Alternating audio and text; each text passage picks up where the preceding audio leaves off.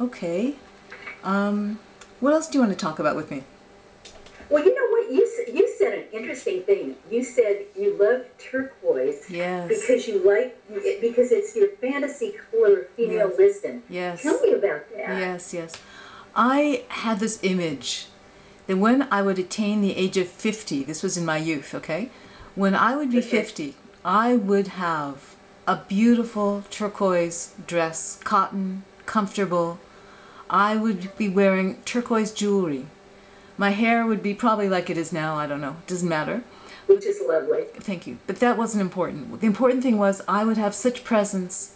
I would know exactly what I was doing in a chair. I would know where I was at every moment and feel full of my own presence. And turquoise, of course, was part of that process. And now when I look for that element, when I want that kind of power, I always wish in my closet I had something turquoise. I don't. I have nothing turquoise. Nothing at all. I do have some fabric. I thought I would sew something, but I didn't yet. Maybe one day. So yeah. I think you must carry that strength and wisdom inside you. It's sometimes nice to wear it.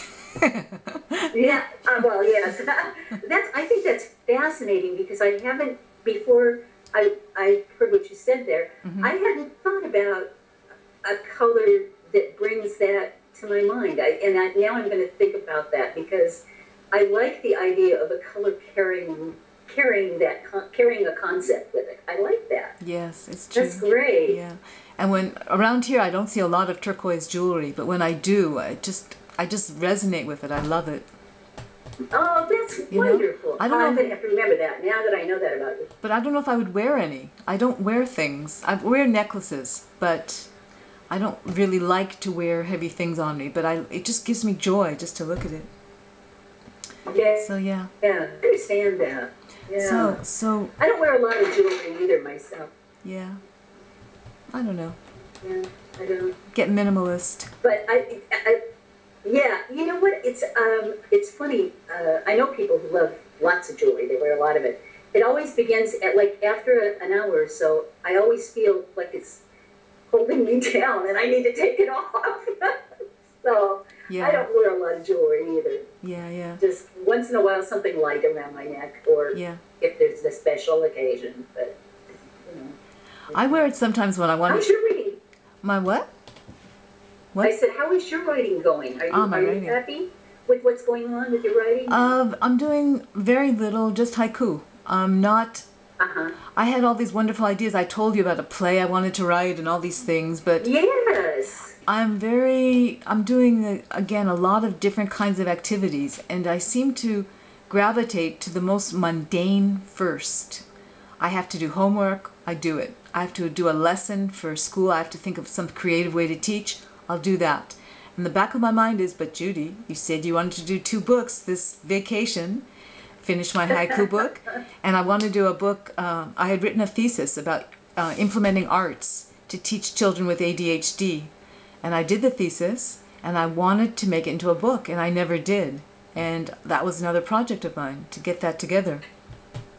And that sounds fantastic. It's wonderful, and I have marvelous examples where I did wonderful things with kids. And I think it should be out there, but I have to do it.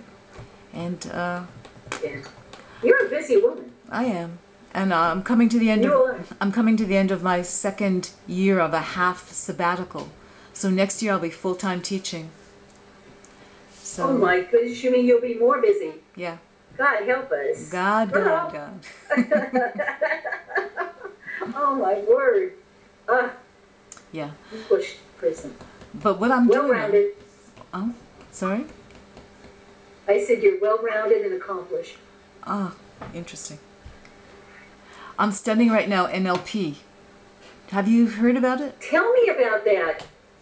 This is a system that was built around the 70s, a modeling of excellence. It's Richard Bandler and John Grinder looked at brilliant people, 3 of them, Fritz Perls, Milton Erickson, and Virginia Satir, family therapist. Oh, she's brilliant. Yeah. They're all brilliant. They looked to see how these people did what they did, each of them a genius in their field. Erickson is hypnotist. Yeah, Fritz Perls Gestalt. And Virginia Satir did amazing family therapy work, amazing, getting people to feel things who'd been shut off from their feelings in very minimal time. Yeah. So they looked at how they did these things. They observed these people. They didn't think about anything. They just observed their techniques. They took time away and they built a model of their strategy, thinking that if someone else could take that strategy, if they'd learn the secret of the strategy and practice it, then they too could attain success. And it worked. And kept looking at geniuses like Walt Disney, and they built strategies. Just a second, I'm turning